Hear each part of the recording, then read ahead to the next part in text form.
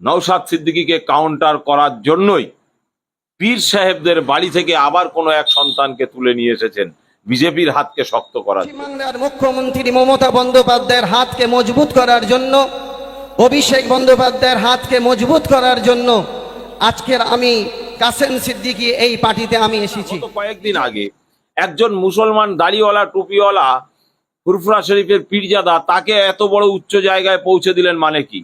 এটা ভাবতে হবে আপনাকে। বিজেপির হাতকে শক্ত করার জন্য এটা করেছেন। কাসেম সিদ্দিকীকে ওই জায়গাটায় বসিয়েছেন। বিজেপির নেতা থেকে শুরু করে আরো বিজেপির আদার্স লোক তারা সমালোচনা শুরু করে দিয়েছে।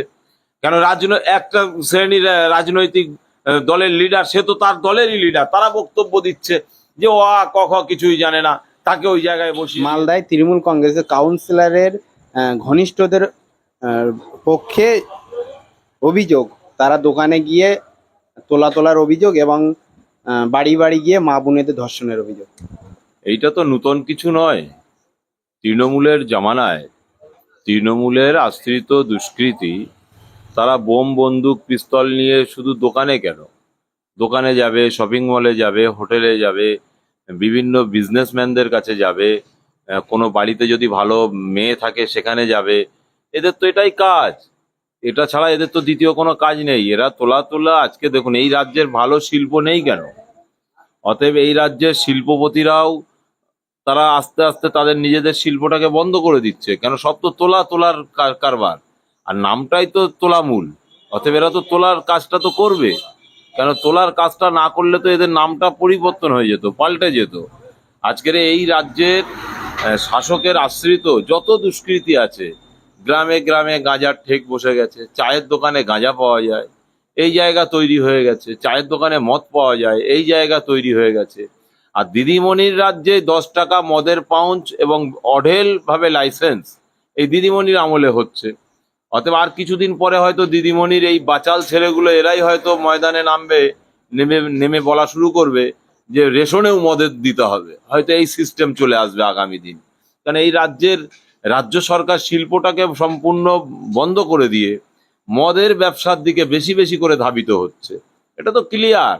কেন? আর শিক্ষকদের নিয়োগ নেই, ছাত্রও ভালো তৈরি হচ্ছে না। অতএব এটাই কর্মসংস্থানের পরিবর্তে এগুলোই তো বেশি বেশি করে করবে। অতএব মানুষ যাচ্ছে, সমাজ পরিবর্তনের ডাক পীরজাদা নওশাদ সিদ্দিকী সাহেব দিয়েছেন। মালদা, মুর্শিদাবাদ থেকে শুরু করে বিভিন্ন জায়গায় হাজার হাজার নয়, লক্ষ লক্ষ মানুষ নওশাদ সিদ্দিকীর ডাকে ঐক্য হচ্ছে, একতা হচ্ছে এদের এই সমস্ত তোলামূলদেরকে সঠিক জবাব দেওয়ার জন্য। কেন্দ্র সরকার ওয়াকফ বিল পাশ করে কবরস্থান এবং মসজিদ মাদ্রাসা দখল করতে যাচ্ছে, কিন্তু এই রাজ্যে তৃণমূল কংগ্রেসের কাউন্সিলরের বিরুদ্ধে কবরস্থান দখল করে বহুতল করার অভিযোগ। আপনি এই রাজ্যের কাউন্সিলর বলছেন কেন? শুধু এখানকার অনেক প্রধান আছে, এখানকার অনেক মেম্বার আছে, এখানকার অনেক এমএলএ আছে, এখানকার অনেক এমপি আছে। খোদ অভিষেক ব্যানার্জির যে জায়গায় অফিস ক্যামাকি স্ট্রিট, সেটার দিকেও যদি দেখা যায় সেখানেও ওয়াকফ সম্পত্তি আছে। অতএব তৃণমূলের কালচারটাই হচ্ছে এটা। বিগত দিনে অন্য অন্য সরকার তারা দখল করে রেখেছিল, এখন এরা এসছে, এরা দখল করছে। আবার আগামী দিনে যারা আসবে তারাও চেষ্টা করবে দখল করার। এই দিদিমণি বলেছিলেন যে আমি ওয়াকফ সম্পত্তি উদ্ধার করব, মুসলমানদের শিক্ষা, স্বাস্থ্য, কর্মসংস্থান সেই তার পিছনে ব্যয় করব, কিন্তু আজও পর্যন্ত করতে পারেননি। মিথ্যা ভাঁওতাবাজি করে রাজ্যটা চালাচ্ছে। এবং এত বড় অপদার্থ মুখ্যমন্ত্রী, আজকের শিক্ষিত বেকার তারা আজকের রাস্তায় ভোঁ ভোঁ করে ঘুরছে। তারা আজকের দিনেও কলকাতার রাজপথে মহা মিছিল করে বিধানসভার গেটের সামনে তারা যে পৌঁছে গেছে। মমতা ব্যানার্জির ন্যূনতম তাদের সঙ্গে কথা বলার মতো সময় নেই, তাদের সঙ্গে বসার সময় নেই। এটা তো এই রাজ্য সরকারের একটা সিস্টেম হয়ে গেছে। অতএব এখানে নূতন করে কিছু আর যে হবে আগামী ভবিষ্যতের জন্য, সেই ধরনের আশা ক্ষীণ হয়ে আসছে, একদম শেষ হয়ে আসছে। অতএব এই রাজ্যের ওয়াকফ সম্পত্তির আন্দোলনের আপনারা দেখেছেন যে মমতা ব্যানার্জির সরকার, সর্বপ্রথম মমতা ব্যানার্জি নিজে বলেছে যে ওয়াকফ নিয়ে গুলোগুলি করবেন না। বাংলার মুসলমানদেরকে হুমকি দিয়েছেন, যদি আন্দোলন করতে হয় দিল্লিতে চলে যাও। তবে এই রাজ্যের কোনো এক ব্যক্তি আছেন যার নাম হচ্ছেন পীরজাদা নওশাদ সিদ্দিকী। বোমগুলি পিস্তলের ভয়ও খায় না, কেসেরও ভয় খায় না।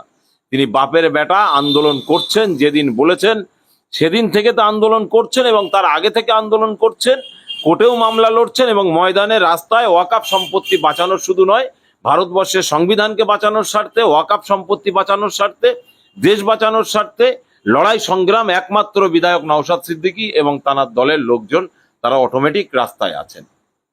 মহেশতলায় যেখানে দেখা যাচ্ছে কোর্ট থানার সামনেই বলা চলে মুসলিম যুবকের দোকান সেখানে ভেঙে দিয়ে বেদি করা হয়েছে, কি বলবেন এই বিষয়ে? তাহলে কি মুসলমানরা এই রাজ্যে আক্রান্ত?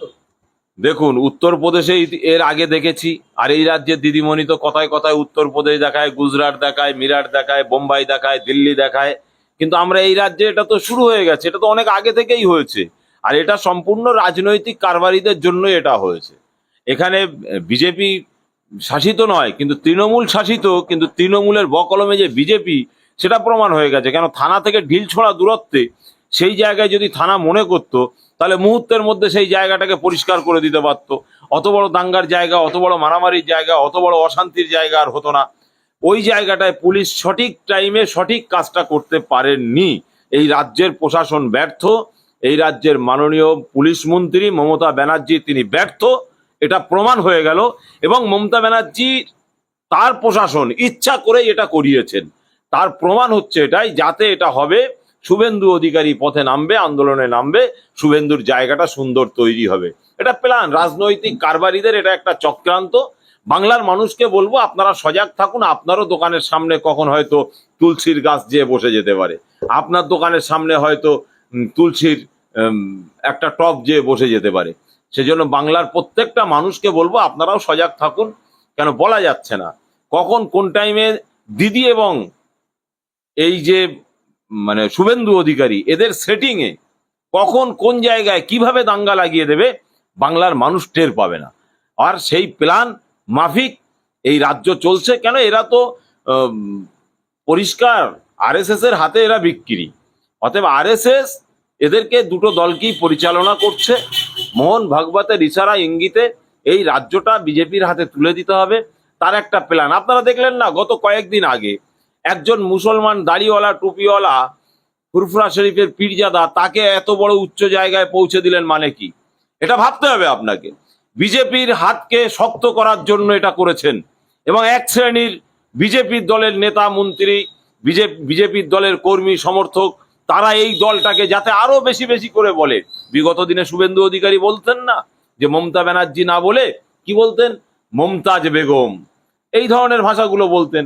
এটা খালিস্তানি, এটা জঙ্গিদের দল, এটা অমুকদের দল, এটা তমুকদের দল, এগুলো সিস্টেম। এটাই এরা চাইছে বাংলার মানুষকে বোকা বানিয়ে বিজেপিকে এই রাজ্যের ক্ষমতার মসনদে বসাবানোর জন্য একটা প্ল্যান, তাছাড়া দ্বিতীয় কিছু নয়। আজকের কাসেম সিদ্দিকীকে ওই জায়গাটায় বসিয়েছেন, বিজেপির নেতা থেকে শুরু করে আরো বিজেপির আদার্স লোক তারা সমালোচনা শুরু করে দিয়েছে। কেন, একটা শ্রেণীর রাজনৈতিক দলের লিডার, সে তো তার দলেরই লিডার, তারা বক্তব্য দিচ্ছে যে ও ক খ কিছুই জানে না, তাকে ওই জায়গায় বসিয়ে দিয়েছে। সত্যিই তাই তো, এটা তো পরিষ্কার।